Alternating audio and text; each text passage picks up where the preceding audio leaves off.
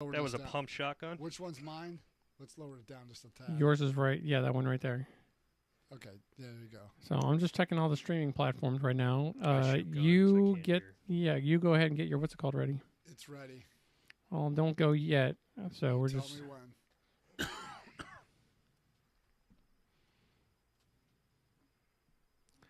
Just checking to make sure we're going live. Yeah, this round, I actually specifically researched this specific round for that barrel, and I matched it up. So that's a 27.5-inch barrel that I necked down. Shooting that round, 3,200 feet per second. Let me know when you're ready. I'm just checking all the... Okay, we're good there. Gotta check some... That'll come out as fast as a 5.56. It's beefy. Hey, it said that John Ubaldi tweeted.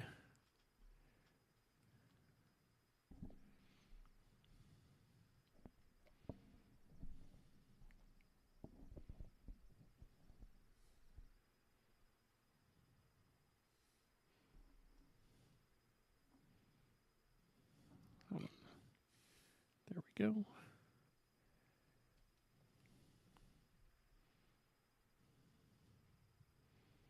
So we are not live on Twitter, but who cares?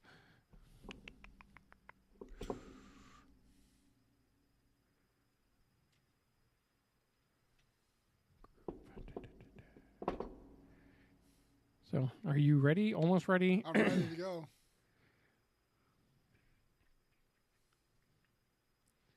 Okay, we're good on Twitch. Let's see us on... Oh, there we go. Okay, good. All right, just plug in. We're plugged in? Give me the 3 count, and then we'll start over here. Okay, I'm going to go live right now. Yeah, go live right now. 1, 3, 2, 1. Okay, go in 3, 2. Hey, everybody, this is John with Ubaldi Reports. Stop. I fucked up. Okay, ready? 3.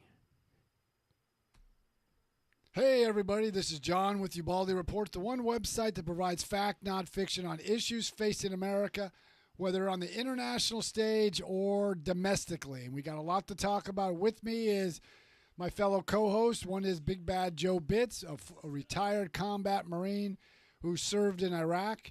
Then we got Ray Krause, who's also was a Marine, retired.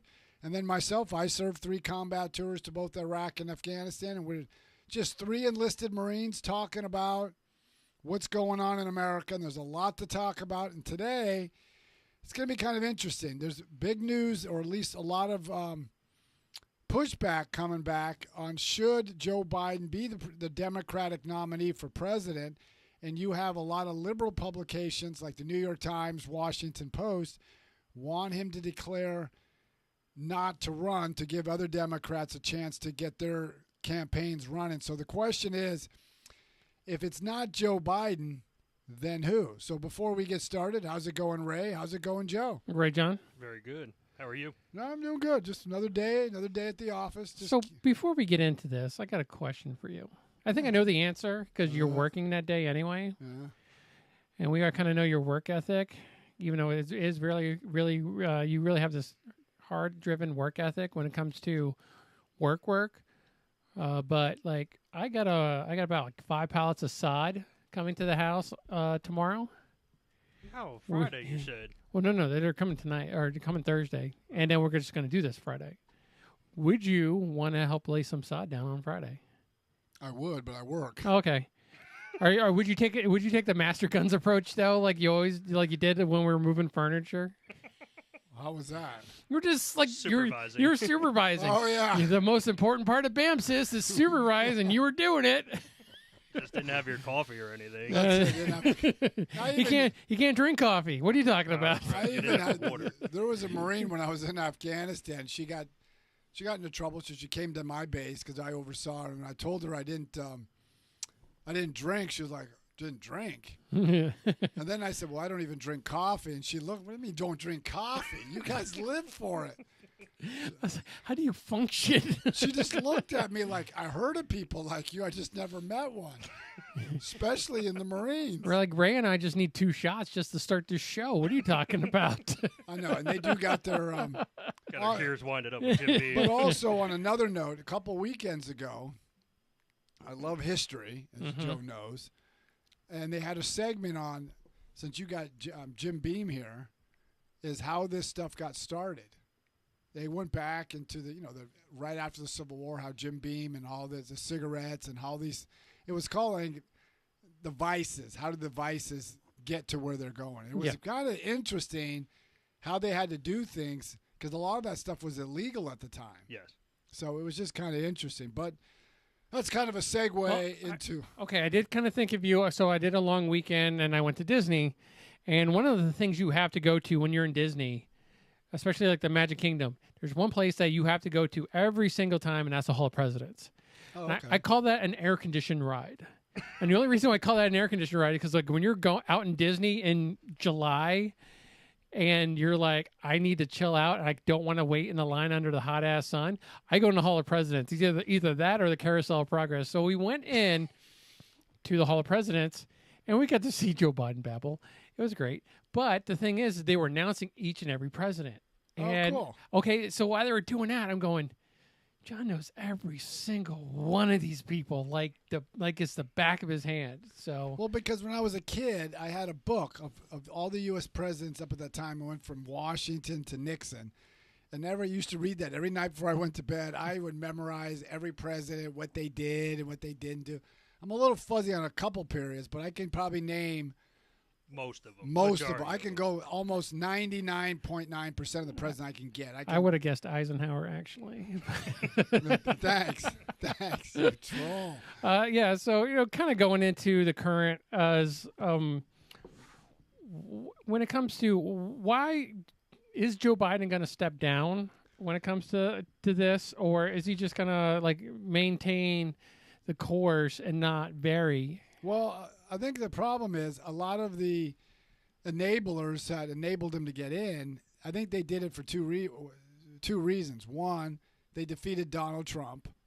Second reason is they figured Joe Biden gets in, did his job, got rid of Donald Trump, he would be forced to step aside, and his number two, which would be Kamala Harris, being the progressives that she is, she would become president, so they would have elected a progressive president without going through the normal election process. The problem with that scenario is they never anticipated Kamala Harris would be as bad as she is. Yeah.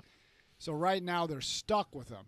Is Kamala Harris doing more damage for the women's political movement than good? I would think she is, for this reason, is how she got to be where she is. Not how she got to the vice presidency, but how she got her start in politics. She was the girlfriend of a prominent Democratic lawmaker, a guy named Willie Brown. He was married at that time, and that was his girlfriend. So all feminists want to be on their own merit, not saying I needed a man or not. I hate to use this term. She slept her way to get where she went. Remember that stuff I was saying that Aaron could say on the other podcast? That was it. Yeah. That was it. Oh, yeah. Yeah, but I mean, it's because every time you challenge Kamala Harris on anything, she reverts back, I'm a woman of color, instead of saying, okay, we're not vindictively going at you. We're just asking you questions. You're supposed to be the czar on the border. You haven't been there since June of last year. You're supposed to be in charge of all this. And when we challenge you, you just revert back, oh, you're just picking on me. Or like, if you didn't want the job, this is what you get. Right. Now, who are you maybe looking at trying to maybe dethrone Biden? Well, one of the things they mentioned was President Obama's one of his political operatives or political names, a guy named David Axelrod. He suggested the Democrats need to get younger. They can't go with an 82-year-old man when he runs for president, nor should they choose someone old. They got to get someone younger. So he thought Gavin Newsom would be the governor of California because he's young. He's about 54 years old. He's, pretty charismatic. He comes from the largest state in the union. They have the largest electoral votes, 54. He has a great war chest. He's connected to everybody, including up until the age of 10. He was connected through marriage to Nancy Pelosi.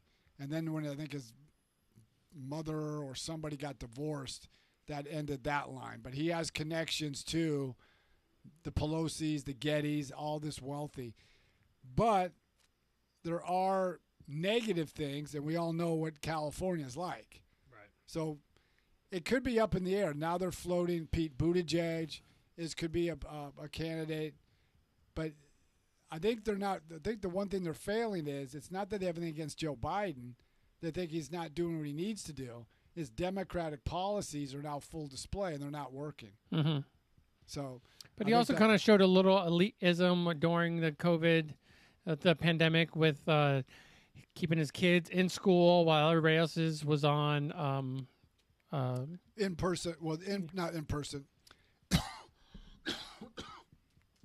Every kid in California had to learn at home, where his kids were learning by in-person learning at a private school. Now, my brother's kids, my brother lives in California, and he has 3 kids.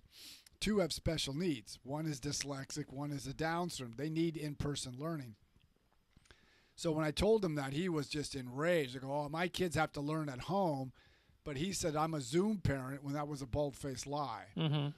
But and I wrote an article about this, and they got posted. Gavin Newsom, yeah, he could be one of the front runners, but he's an anthem to whatever the Democrats stand for. Because remember, they always want a person of color, if not a woman, to be their nominee. Well, Gavin Newsom was born into wealth, married into wealth, came from all the right families, or all the right families helped him out in his business ventures. He lives this elitist attitude. He went to French Laundry when everybody was shut down. His kids are in private school getting in-person learning with everybody else's kids at home. And then just recently, about a month or so, a few weeks back, he goes on vacation to Montana because his wife's family has a ranch up in Montana. But he told everybody that all state workers cannot travel to Montana for business because of their anti-LGBTQ issues. But he goes himself, goes, well, this is my personal money, but you brought your state paid for security detail. So if you're against what Montana believes, why are you traveling there? Sounds a little hypocritical. Oh, yeah. Oh, Well, yeah. are you talking about... No, because politicians aren't hypocrites. Oh, no. Well, they know everything. No. But the thing is with Gavin Newsom was once people start, and the media hasn't brought up this because we all know the bias the media shows, is I think the media, once everybody starts to look at California, if that's the role model, and we mentioned this many times on the show about how Biden wants to do to America what's being done in California. They have the highest homelessness, the largest welfare, almost a third of all welfare recipients are from California. They have by far the largest homelessness. They spend the most on the homelessness. That doesn't fix it. Their educational system's at the bottom, almost at the bottom of all industrialized, all the states. In one aspect, 70% of black and Hispanic students are deficient at grade level in math and English. So then you look at everything. They got wildfires. They don't do what they're supposed to do. They got water shortage. During the pandemic, they wasted $20 billion on fraudulent claims through the unemployment system when they were clearly way before the pandemic started. They were warned about it. Aren't they having an energy crisis over there as well? Exactly. And where are they getting their energy from? This is a good one. Most of their energy comes from the western states, but they also import about 60% of their energy come from the Middle East. Okay. So they're all about against fossil fuel. And they're in their own state. We can't produce any fossil fuels in our state, but we'll take it from yours. And California is rich in natural resources, including energy, but they don't tap their own energy resources. No. Why would you do that? And then they make it, but see, they champion the poor and the working class, but even like I said about blacks and Hispanics, they do far worse in California than they do in the red states of Florida, Georgia, and Texas. Do you think that if Gavin Newsom truly becomes that runner, do you think exposing the state of California will hurt him? Because I don't know. I mean, he's got the swamp in his back pocket. They tried doing it before with Biden, trying to show him how. But look where he is now. Yeah, but see, there was a different period because that was during the height of the pandemic, and everything was focused on Trump. Biden wasn't governing at the time. So what would happen if Gavin Newsom is the nominee? Because he's up for governor this year. So in November, he'll more than likely win re-election. So that means he'll be still governor in 2024. So if we go into a recession, which looks like we're going to, or if not already in, it's going to impact California very significantly. So now that he's governing, he's got to deal with he's got a record to run off of. Biden was just running against the record of Donald Trump, and the media carries water, but the media can't control what Newsom has done. Well, because now that you bring Donald Trump up, like how would Donald Trump fare against the Gavin Newsom? I think Donald Trump would do fairly well. And not because if you get away from this is the thing is the Democrats are going to face in 2024. When they ran against Trump, it was Trump's record. It was the Republican record. In 2024, Biden and the Democrats are going to have a record. Now, the Democrats are upset with Joe Biden. They want him to step aside. They want someone different. And that's the polls have shown that. About 74 to 80% of all Democrats want someone different. The problem is, even if it's a different candidate, the policies of the Democrats aren't working. We got higher gas prices, higher inflation, food prices, shortages, you name it, we've got it. So now they can't get around that. So when the Republican, let's say it's not Trump, say it's DeSantis or Kristi Noem or whoever, they're running against the Democratic record, and nobody likes the Democratic record as of right now. See, I would have to. I don't know how I feel about the reason why maybe the same reason why I wouldn't vote for Biden would probably be the same reason I wouldn't vote for Trump is because of his age. I don't like the idea of like a 75 plus to 80-year-old person running the country when the majority of the country, its age range is a lot lower than that. So I would maybe lean towards Gavin Newsom just for the simple fact, not because he is looking at it with a little bit different eyes than, say, Donald Trump. Donald Trump is still in that kind of like that boomer, kind of like Gen X kind of phase, where Gavin Newsom, I would think, might have a little bit more progressive ideas, but maybe benefit America and just do it a little bit different than a bunch of progressives telling an old man how they should do it. But see, the way I see it is with Gavin Newsom, I've seen his progressive ideas already on full display. I mean, look at the cities of San Francisco and Los Angeles. Crime is running rampant, and they're doubling down on doing more of these no cash bails, letting criminals out. The streets are horrendous. I mean, he sent an ad in Florida about we have all the freedom here in California that you don't have in Florida. Yeah, you have the freedom to rob any store you want, which forces these box stores to pull out of these urban areas, especially in low-income areas. You have the right to sleep where you want, defecate where you want. Hold on, John. Wait. I think you're. This is maybe a little bit of a positive on your end, isn't it? Oh yeah, but I mean, it's just that I would rather see Trump not run. What you've said, I think, is the age is a factor, but also look, he's too polarizing, and he would galvanize core Democrats just to vote against him. But I would like to see a Ron DeSantis because he has the same views as Trump, the values, just doesn't have the baggage. I remember when the media was kind of calling him out because he was taking time off from office to take care of some personal matters. Correct. And when he started digging in a little bit more, he was like, hey, my wife has cancer. She was going through chemo. She needed my support. How do you like that? You know, but also the fact is when the pandemic kicked off, I think Ron DeSantis went like had him been like almost like a year without getting a haircut. Yeah. Or without at least going to the barbershop where he's like, okay, I'm done here. Barbershops are now open. Yeah, but remember in Florida, they shut down the economy for the simple reason across the country because they weren't sure how this pandemic was going to last, what was going on. and how it would impact the hospitals to make sure we had all the equipment, the respirator. That was the original reason.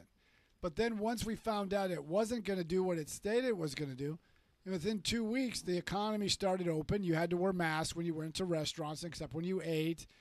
You have school-age children. You only missed, the first 2 weeks of the beginning of the 2020-21 school season. Okay, the way it worked is that 2020 August. Yeah, once the pandemic was like in full swing, they went on spring break and they never went back. And then when he went back to school, it was like the first 2 weeks.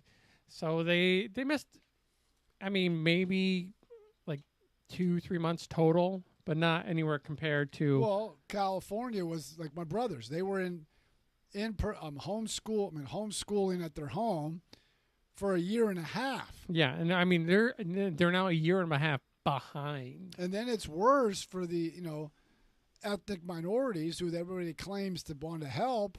They were already behind before the pandemic. Now they're worse off now. So all these factors playing in. And with Ron DeSantis, he's young, he's articulate, he's a good governor because the state's booming with a surplus. Now California can claim the same thing, but they've got a huge unfunded pension liability up over $1 trillion. We don't have that here in Florida. So I just think now the Democrats are also floating like a Pete Buttigieg, and I think a detriment to him. He's failed as Secretary of Transportation. We have the airlines problems with all the flights being canceled. Well, there's also a employment issue when it comes to the flights too. Like a lot of the pilots have been kind of like not jump ship, but it kind of like shifted to another form of. They're still flying planes. They're just doing it for somebody else, or they're retiring. So, and then the first, like when he first became Secretary of Transportation, he took 2 months off for family leave.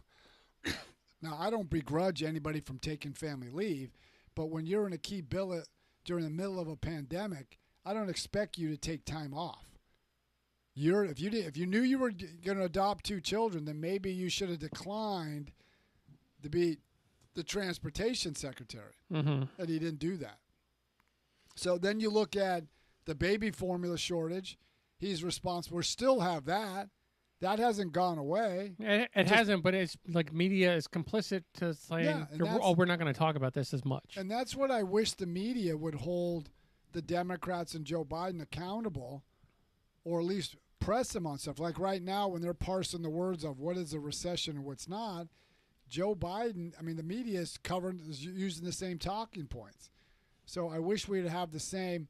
I wish they would treat Joe Biden the same way they treated Donald Trump. Well, I mean, I think I mentioned it a few podcasts ago, but is that I think the media was more.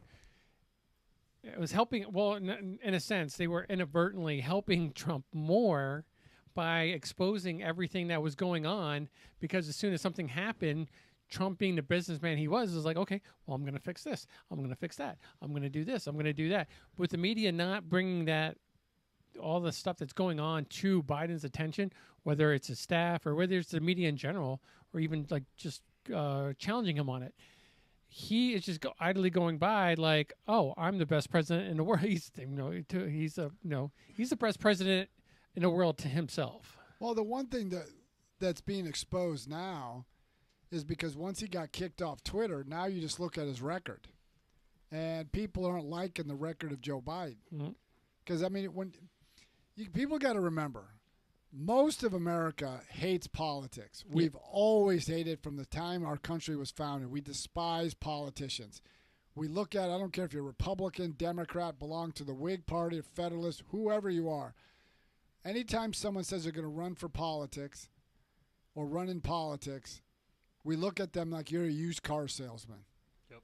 Okay, so, but now that he's off Twitter, now you're starting to look at his record. And you're seeing, okay, gas prices are coming down, not because anything Joe Biden did. As remember he said, I don't control gas prices. Well, you're taking credit for dropping gas prices. Okay, so gas prices are coming down, but the reason they're coming down because the economy's slowing. So you got low demand. Supply hasn't changed, but the demand for that supply has dropped. and then China's economy has cratered. So let's say China's economy heats up and our economy heats up. That means demand would go up. Now we'll have to find out come winter if there's a shortage of natural gas, which there is, how does that impact home heating during the winter months? So basically they pushed it off. Pretty much. They just pushed it back. Yeah, they we'll benefited from the demand, and now we'll find out in the next day or so if the GDP contracted in the second quarter, which would be 2 quarters in a row. So, I mean, you got these issues. I'm going to take this one. TKTK9210 said, Republicans here. Judge Orange Man by what he did and not what he tweeted. We'll see how great he was. Yep. Yeah, and that's a good point, is if everybody just looked at what he did as president, not just on the domestic side, but internationally. Now, we talked about this on a previous podcast about Joe Biden being embarrassed or humiliated overseas. Mm-hmm. And this is not coming just from me. Victor Davis Hanson, a military historian at the Hoover Institute, said that when they saw what happened, the debacle out of Afghanistan was the greatest military debacle or humiliation since Pearl Harbor. I mean, we left $80 billion of equipment.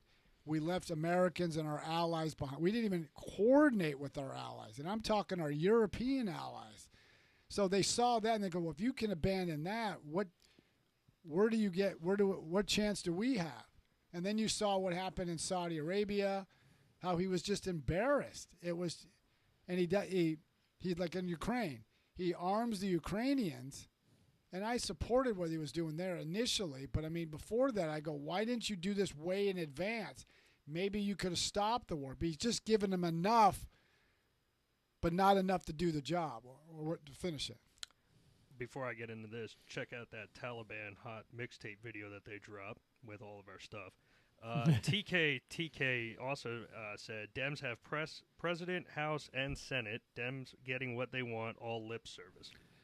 They also have, you're right, they have the presidency, the executive, they have the House, they have the Senate, and they also have some other areas that people need to focus on. They have the media in their back pocket. They have the academic world. They have a lot of the corporations are playing this woke policy of supporting, like we saw what happened with Disney. Mm-hmm. We saw what happened with the voting rights bill in Georgia. I read the voting rights bill. You have more opportunity to vote in Georgia than you do in New York and the president's home state of Delaware. Well, what about the wokeism that's going on in the military right now? And that's the other thing, is they're so caught up in white supremacy. And then just over the weekend, the Army released a video, or it was a cartoon, of a young woman who's joining the Army, but she starts off, I was raised by 2 mothers my whole life. I marched for freedom and equality at LGBTQ events. But I wanted to take my own path, so I joined the Army. Well, our adversaries are seeing this. And then you got Mark Milley and Lloyd Austin talking about white supremacy, but they've shown no examples of blatant white supremacy in the military. I'm still trying to figure out. The military is a different beast all on its own. And when it comes down to it, it doesn't matter if you have 2 moms, 2 dads, 1 mom, 5 parents, an alien, you're raised by a grizzly bear. We don't care. Only time it never matters other than when we're getting off the bus from whatever deployment we were on and we get to meet them. So I don't understand why they're trying to push all this woke culture on us. Like, we have to be acceptance of this. Being in the military, Marines, Army, so forth and so on, we're all one color, one gender. Green. Yeah, it doesn't matter. But yet they still think that it seems like they're virtue signaling to everybody, like, oh yes, we understand what you're going through. Come join this service. So I'm going to go with TK again, just briefly. CNN years later is all Trump all the time, 24/7. Why not talk about how great Biden is doing? And that's a good point, because Ted Koppel mentioned that before the pandemic to, I think, the CNN president goes, "You guys have been all in against Trump, Trump, Trump, Trump. But what are you going to do when Trump's not president?" And this goes back to what you're saying, is they haven't talked about how bad or how great Joe Biden is. It's just been negative against the Republicans and Trump. But why haven't they exposed the problems that Joe Biden is in? Beach Baby says, will people really get to see Trump's true record? There was either no press or articles buried, or articles were buried. Well, in a way, they are seeing Trump's true record, because they know that prior to Joe Biden coming into office, inflation was low, unemployment was low, minority unemployment was at its lowest level ever. Then you had low gas prices. So people are now seeing everything's the opposite. Everything is going the other direction instead of in favor of the working class. So Ray and I were talking about talking a couple days, and he brought up a good point, and I think you're the person that would have the answer to this. Is that so 2 negative GDP quarters, correct, recession. The inflation is, we're going to get a inflation report. Interest rates are going to go up. There's a lot of reports coming out at the end of this month because it's the end of the quarter. Now, Ray said, well, okay, what happens if they just kind of tweak the numbers a little bit and now we're positive in this GDP? How can they report that accurately without government interference?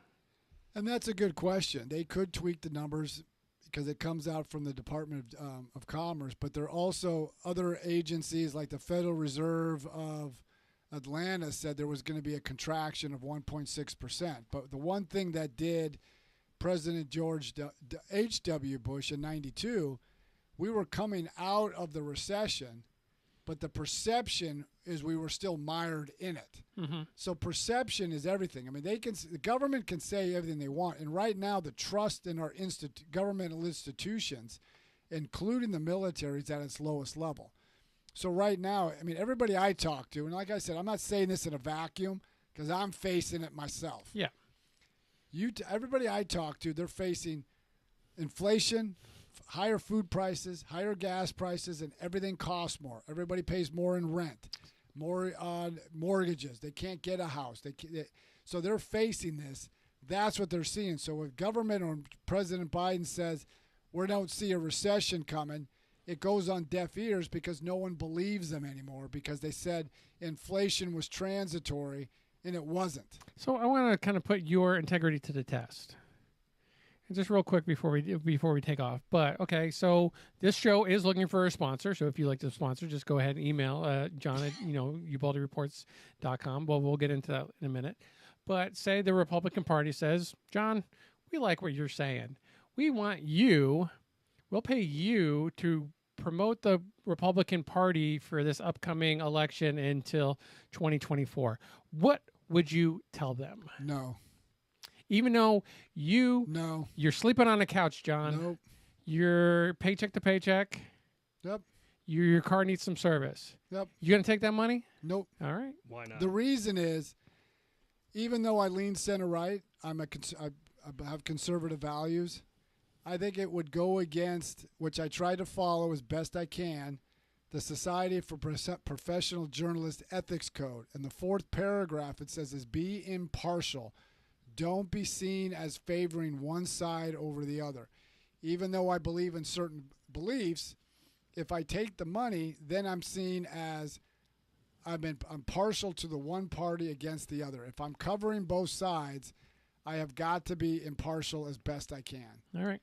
Last question before we go. All right, last one for TK. TK is notice the trend of Dems now saying they don't like Biden and are now libertarians. Buyer's remorse? ? It's buyer's remorse. I don't agree. Not say I agree with that part. The other thing is this is not the way they wanted it. They wanted Joe Biden to get the presidency, defeat Trump, and then they would force him out. The reason they can't force him out is because, as Ron DeSantis said, the greatest thing they have, or at least Republicans have, is 25th Amendment. This is where you can declare the cabinet. I think you have to get 75% declare he's unfit for the office. You're going to have him removed. Well, if they remove Joe Biden, you're stuck with Kamala Harris, who's worse than Joe Biden.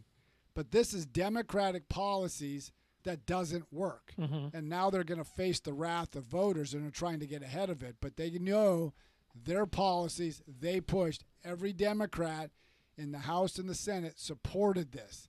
And now I found out today Joe Manchin is now agreeing with a smaller version of Build Back Better with Chuck Schumer and the Democrats, which is going to raise taxes, make energy prices go higher, and it's going to be a debt, and it's just going to increase inflation. Yep. So, John, the honest man in journalism right now, John Ubaldi, how can he get a hold of you? You can go and get a hold of us by going to you go to ubaldireports@gmail.com. That's ubaldireports@gmail.com. You can catch us on all the streaming services, all the LinkedIn, TikTok, Instagram, Facebook, Twitter, Truth, Parler, Truth Social, Getter, all the streaming, YouTube. So you can check us out. I really appreciate everybody, chiming in. So we try to answer as many questions as possible. Our goal is, if we can get enough sponsors, we can do this full time and do that every day, Monday through Friday, and post that day so we can keep everybody informed of what's going on. So, if anybody also, with Ray is we call him an expert in the Second Amendment, especially it's one of his passions. It's also something he likes to do is also gunsmithing. Ray, how can they get a hold of you? They can get a hold of me at raymond.aags@gmail.com, and we could talk anything Second Amendment related, gun control related. Very quickly, they did delay the assault weapons ban bill in the House. It'll be over that Labor Day weekend vote. Yeah, it'll be in September. But Ray is very knowledgeable, not just on the law, but if you have questions about how a firearm works, customization. He's gunsmith. He knows this stuff. So, and unbeknownst to Master Guns, Ray and I, we do have a podcast. It's called All American Gunslingers. You can catch that on all social media platforms, and we do go live about an hour before this podcast goes live. You can reach us. We talk more about guns. We talk about cigars. We talk about liquor. We talk about other things that might have a little bit more edgier. Basically, all the heathen type stuff that. Yes. Masculinity. Yeah. That's a sin in the world. We asked God to just leave for just a few minutes. So he blinks. Yeah. So check us out over there. We are there. We are on all social media platforms. We are on Truth. We are on Getter. We are on Instagram. We are on Facebook, Twitter, and you can get a hold of us through allamericangунslingers.com. And we will hear from you soon. And thanks for commenting. And we'll be back next Wednesday at 7:30 Eastern Standard Time. So keep following Ubaldi Reports. That is